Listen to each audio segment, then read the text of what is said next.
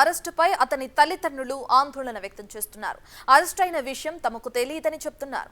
వారం క్రితం ఎస్బీ అధికారులు వచ్చి తనిఖీలు చేసి వివరణ తీసుకున్నారని సన్నీ తండ్రి అన్నారు. ఇక పాకిస్తాన్ వీడియోలను ప్రత్యేకంగా పోస్టు చేయలేదని, ఏ దేశానికి వెళ్లినా ఆ ప్రాంత వీడియోలు పోస్టు చేస్తారని చెప్పారు. దీనికి సంబంధించిన మరింత సమాచారాన్ని మా ప్రతినిధి రమేష్ అందిస్తారు. బైక్ రైడర్ ప్రముఖ యూట్యూబర్ బయ్యా సన్నీ యాదవ్ను ఎన్ఐఏ అధికారులు అదుపులోకి తీసుకొని విచారిస్తున్నారు. కానీ తల్లిదండ్రులు కానీ అదేవిధంగా సన్నీ యాదవ్ స్నేహితులు కానీ ఇప్పటి వరకు తమకు ఎలాంటి సమాచారం లేదని చెప్తున్నారు. పూర్తి ఆందోళన నెలకొన్నటువంటి పరిస్థితి కనిపిస్తుంది. నిన్నటి నుంచి కూడా ఈ విషయం తెలుసుకొని తండ్రి రవి యాదవ్ ఆందోళన వ్యక్తం చేస్తున్నారు. మనతో మాట్లాడడానికి బిగ్ టీవీ ఎక్స్క్లూజివ్గా బయ్యా సన్నీ యాదవ్ తండ్రి ఉన్నారు. చెప్పండి, ఏం జరిగింది, అతన్ని ఎప్పుడు అరెస్ట్ చేశారు, మీకు ఈ విషయం ఎప్పుడు తెలిసింది? 29 నైటు అరెస్ట్ చేసినట్టుగా మాకు ఒక వ్యక్తి చెప్పారు మాకు. అయితే అది వాస్తవం కాదు ఎంతో నాకు తెలియదు. అది ఎన్ఐ వాళ్ళు చేసారో తెలియదు, వేరే ఇంకా ఎవరు చేసారో మాకైతే తెలియదు ఇప్పటిదాకా. దాని మీద సరైన ఇన్ఫర్మేషన్ అయితే ఇప్పటివరకు మాకు రాలేదు. ఎక్కడ అరెస్ట్ చేశారు? చెన్నైలో అరెస్ట్ చేసి ఎయిర్పోర్ట్లో చేశారని చెప్పి సోషల్ మీడియా నేను చూసింది తప్ప నాకైతే కరెక్ట్గా అయితే ఎవరు కూడా నాకు ఇన్ఫర్మేషన్ ఇవ్వలేదు. వారం రోజుల క్రితం కూడా ఎస్బీ అధికారులు, స్పెషల్ బ్రాంచ్ అధికారులు అంతా కూడా మీ నివాసానికి రావడం జరిగింది, తనిఖీలు చేయడం జరిగింది. మిమ్మల్ని అంతా కూడా ఆరా తీసి వివరించి అడిగినటువంటి వాళ్ళు వచ్చారు, మొత్తం వారికి కావాల్సిన మొత్తం వివరాలు మొత్తం ఇచ్చారు, వివరాలు సేకరించారు, వాళ్ళు తీసుకుని వెళ్ళిపోయారు వాళ్ళు. తర్వాత ఇక్కడ అది అయిపోయిన తర్వాత కూడా 10 days ఇక్కడే ఉన్నాడు. ఈ మొత్తం క్లియర్ అయిపోయిన తర్వాత బయటికి వెళ్ళిండు.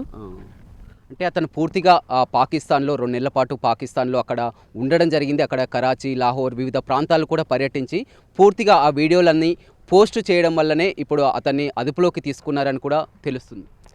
ఇదే కాదు, ఒక పాకిస్తానే కాదు, సుమారుగా 45 దేశాలు తిరిగిండు. మామూలుగా అన్న తిరగడం బైక్ రైడర్ అతను. మొత్తం వరల్డ్ మొత్తం అందరికి చూపిస్తుంటాడు బైక్ మీద. ఇది ఆ ప్రాంతాలు, ఆ ప్రదేశాల్లో ఉన్నటువంటి మొత్తం అది చూపిస్తుంటాడు. దాంతోపాటు భాగంగా పాకిస్తాన్ వెళ్ళింది తప్ప అంతకంటే ఏం లేదు అసలు. దాంట్లో మ్యాటర్ లేదు. అనవసరంగా సోషల్ మీడియాలో ఇష్టం వచ్చిన వార్తలు రాస్తున్నారు. అసలు ఆ పాకిస్తాన్ సంబంధాలని, ఉగ్రవాదం అని చెప్పి చాలా రాస్తున్నారు. అసలు అది కరెక్ట్ కాదు. అసలు కరెక్ట్ తెలుసుకొని రాయాలి తప్ప ఇష్టం వచ్చిన రాయొద్దుగా. అంటే గతంలో తిరగడం వేలు, బైక్ పై వేలు, ఎందుకంటే ఇది ఒక సున్నితమైనటువంటి అంశం. ఎప్పుడైతే ఏప్రిల్ 22న పహల్గామా దాడి జరిగినప్పుడు కూడా అతను పాకిస్తాన్లో ఉన్నటువంటి పరిస్థితి. ఏప్రిల్ 29న అతను ఇండియాకి రావడం జరిగింది. వచ్చిన తర్వాత ఇదంతా కూడా జరుగుతున్నటువంటి అంశాన్ని, ఎందుకంటే మనం జ్యోతి మల్హోత్రా కేసు చూసాం, కొంతమంది 18 మందిని అరెస్ట్ చేసినటువంటి విషయాన్ని చూసాం. అక్కడ అతని కదలికలు పూర్తిగా అన్నీ గమనిస్తూ ఉన్నారు. ఏమైనా సంబంధాలు ఉన్నాయనే కోణంలో కూడా విచారణ జరుగుతుంది. ఏం చెప్తారు ఒక తండ్రిగా? అసలు జరిగింది ఇప్పుడు మనకు ఉగ్రవాదం జరిగింది ఏప్రిల్లో జరిగింది. దీనికంటే ముందు ఫిబ్రవరిలో వెళ్ళాడు అతను. ఫిబ్రవరిలో వెళ్ళి వచ్చిన తర్వాతనే జరిగింది అది. అంతవరకు సంబంధం లేదు అంతటికి. ఎంతకాలం పాటు ఉన్నాడు పాకిస్తాన్? సుమారుగా 2 నెలలు ఉన్నాయి అనుకుంటా. అప్పుడు కూడా ఇదే విషయం, ఏదైతే బెట్టింగ్ యాప్లో కేసు ఉంది కాబట్టి ఇండియాకు రాలేక అక్కడ ఉండిపోయినట్టు. అట్లేం లేదు, బెట్టింగ్ యాప్ దానికి సంబంధం లేదు. ఈ బెట్టింగ్ యాప్ తర్వాత వచ్చింది. బెట్టింగ్ యాప్ అనవసరంగా దాన్ని కూడా చేశారు తప్ప బెట్టింగ్ యాప్ పెట్టి అక్కడే ఉన్నాడు. ఇండియాకి వచ్చేసింది బెట్టింగ్ యాప్ పెట్టింది. దాని తర్వాత దానికోసం ఇండియాకి వచ్చిండు. అదే అందులో కాస్త రిలీఫ్ కలిగింది, హైకోర్టు నుంచి వచ్చింది. మళ్ళీ ఈ కేసు మీరంతా కూడా పూర్తిగా నిన్నటి నుంచి కూడా చూస్తున్నాం, అంతా ఆందోళన ఉన్నటువంటి పరిస్థితి. ఏమనుకుంటున్నారు, ఏం చేయాలని? మాకు ఆందోళన ఉంటుంది కదా. అసలు తీసుకుపోయింది ఎన్ఐఏ వల్ల లేకపోతే వేరే వల్ల ఎవరో వచ్చి మాకు కన్ఫ్యూజన్ మాకు ఉంది కదా. ఖచ్చితంగా పోలీసు దీని మీద క్లారిఫికేషన్ మాకు ఇవ్వాలి. ఎవరు తీసుకెళ్ళని చెప్పేసి ఖచ్చితంగా పోలీస్ డిపార్ట్మెంట్కి మాకు ఒక ఖచ్చితంగా వివరణ ఇవ్వాలి. జిల్లా ఎస్పీని కలవడం కానీ, అదేవిధంగా ఇప్పుడు మళ్ళీ హైకోర్టుని ఆశ్రయించడం, న్యాయవాదులను కానీ అవి ఏమైనా చేస్తానండి. ఖచ్చితంగా చేస్తాను. ఎస్పీ దగ్గరికి వెళ్తాను, కోర్టుకు వెళ్తాను, అన్నీ చేస్తాను. ఎందుకని పదే ఈ విమర్శలు ఎందుకు వస్తున్నాయి? ఎందుకంటే బయ్యా సన్నీ యాదవ్ ఒక మారుమూల ప్రాంతం, మనం చూస్తున్నాం. ఈ ఒక చిన్న గ్రామం, ఇక్కడి నుంచి కూడా చిన్న ఏజ్లోనే అతను బైక్ రైడర్గా తిరిగి వస్తున్నారు. ఇంతవరకు బాగానే ఉంది. కానీ ఇప్పుడు బెట్టింగ్ యాప్ ప్రమోషన్ అని, ఇప్పుడు ఎన్ఐఏ అధికారులని, ఏంటి ఈ విమర్శలన్నీ కూడా మీకు ఏమనిపిస్తుంది అసలు? నాకు చాలా బాధగా అనిపిస్తుంది. నాకు చాలా బాధ అనిపిస్తుంది. అయిందానికి అందరిని ఉత్తరం రాయడం, పేపర్లలో పబ్లిష్ చేయడం, అది రాస్తున్నవారు అంతే కదా. ఇక వాళ్ళు విషయం తెలియకుండా రాస్తారు ఎవరైనా సరే. అంటే బాగా బెట్టింగ్ యాప్లో కూడా కోట్ల రూపాయలు సంపాదించారని కూడా విమర్శలు కూడా వచ్చినాయి గతంలో. బెట్టింగ్ యాప్ ప్రమోషన్ ఒకటే వీడియో ప్రమోషన్ చేసిండు, అది కూడా కాదు అసలు. అది సంబంధమే లేదు అసలు ఆ విషయంలో కూడా. ఇప్పుడు ఏం కోరుకుంటున్నారు, మీరు ఏం కోరుకుంటున్నారు ప్రభుత్వానికి కానీ, అది ఏం చెప్పాలనుకుంటున్నారు? ఖచ్చితంగా మా బాబు అడ్రస్ తెలుసుకోవాలి అర్జెంటుగా. మా బాబుని ఇమ్మీడియట్ మాకు ఎక్కడ తెలియజేయాలి. మీకు ఎవరు కూడా సమాచారం అందించలేదా మీ అదుపులోకి తీసుకున్నట్టు? ఎవ్వరు నాకు ఇంతవరకు సమాచారం ఎవరు ఇవ్వలేదు. ఎలా తెలిసింది మరి మీకు అరెస్ట్ చేసినట్టు? జస్ట్ సోషల్ మీడియాలో చూసాను, నేను కూడా అంతే. మీలాగా నేను కూడా సోషల్ మీడియా చూసిన తప్ప నాకు కరెక్ట్ ఇన్ఫర్మేషన్ ఎవరు ఇవ్వలేదు. అది ఎన్ఐఏనా వేరేది ఇంకా ఇప్పటికి కూడా కన్క్లూషన్లో ఉంది అది.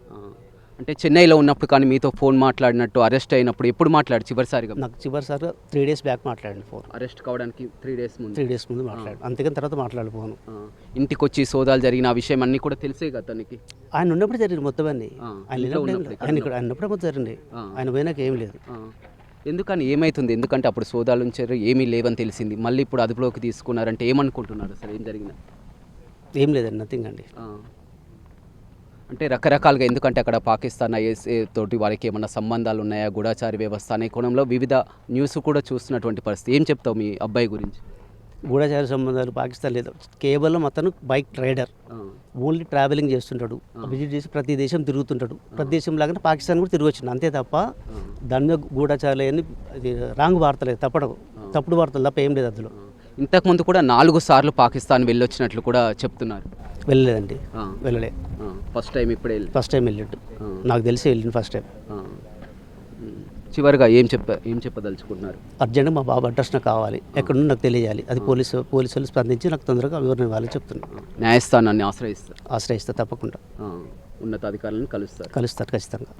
చూడొచ్చు, పూర్తిగా ఆ ఆందోళన నెలకొన్నటువంటి పరిస్థితి కనిపిస్తుంది. ఈ విషయంపై వారం రోజుల క్రితం ఎస్బీ అధికారులు కూడా ఇక్కడికి వచ్చి సోదాలు జరిపించారు. స్వయంగా తన కుమారుని, అదేవిధంగా తనను కూడా ప్రశ్నించినటువంటి విషయం తెలుసు. అతను మొత్తం ఇంటర్నేషనల్ బైక్ రైడర్ కాబట్టి దేశ విదేశాలు గతంలో ఎన్నో సంవత్సరాలుగా తిరిగి వస్తున్నారు. అందులోనే భాగంగా కూడా పాకిస్తాన్కి వెళ్ళారు తప్ప కొత్తగా ఏం లేదు. అదేవిధంగా పాకిస్తాన్కి వెళ్ళింది కూడా ఇదే మొదటిసారి అని చెప్తున్నారు. తన కుమారుని అరెస్టు చేసినటువంటి విషయం కూడా తమకు ధృవీకరించలేదు, ఇంతవరకు ధృవీకరించలేదు. తన కుమారుని ఎక్కడికి తీసుకెళ్లారు, ఎవరు అరెస్ట్ చేశారు చెప్పాలంటున్నారు. దీనిపై న్యాయస్థానాన్ని కూడా ఆశ్రయిస్తానని బయ్యా సని యాదవ్ తండ్రి రవి యాదవ్ చెప్తున్నారు.